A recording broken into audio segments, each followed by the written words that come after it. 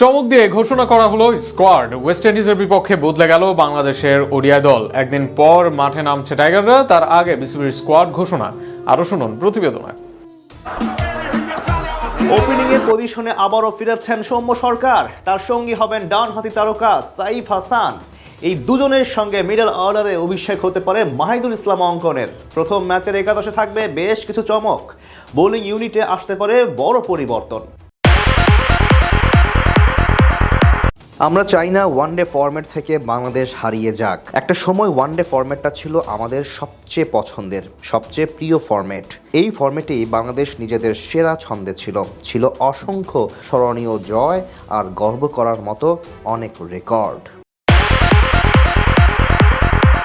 আফগানদের বিপক্ষে white wash হওয়ার পর নিজের ফেসবুক প্রোফাইলের মাধ্যমে এমন অনুভূতি প্রকাশ করেছিলেন জাতীয় দলের সাবেক পেসার রুবেল হোসেন।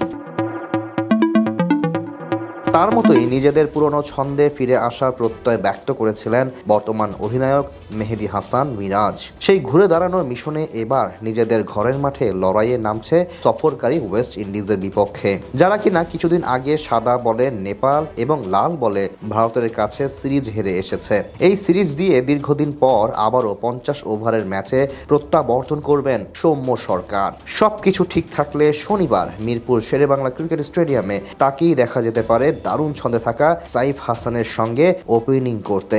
এই দুজন হতে পারেন কোচের প্রথম পছন্দ, কারণ এই পজিশনে আস্থার প্রতিদান দিতে পারেননি তানজিদ তামিম। 3 নম্বরে অবশ্য অভিজ্ঞতা ও নামের ভারে টিকে যাবেন নাজমুল হোসেন শান্ত। অধিনায়কত্ব ছাড়ার পর থেকে ঠিকমতো রান করতে পারছেন না এই ডান হাতি, তাই এই সিরিজে বাড়তি চাপ নিয়েই ক্যারিবীয় বোলারদের সামলাবেন শান্ত। সাথে রাখতে হবে বড় ভূমিকা, 4-এ যথারীতি সুযোগ পেতে পারেন তরুণ তাওহিদ হৃদয়। ব্যাট হাতে আফগানদের বিপক্ষে এক ম্যাচে অর্ধশতক করলেও বাকি দুটিতে ছিলেন খোলসবন্দি, তাই তার উপরেও থাকবে প্রত্যাশার চাপ। 5-এ নামতে পারেন অধিনায়ক মেহেদী হাসান মিরাজ। যদিও ব্যাট হাতে তিনিও নেই সুবিধাজনক অবস্থায়, আফগানদের বিপক্ষে 2 ম্যাচেই ছিলেন পুরোপুরিভাবে ব্যর্থ, বাকি একটিতে করেছেন অর্ধশতক। মিডল অর্ডারে 6 নম্বর পজিশনে অভিষেক হতে পারে তরুণ মাহিদুল ইসলাম অঙ্কনের। অনেকটা চমক দিয়ে স্কোয়াডে জায়গা করে নিয়েছেন তিনি।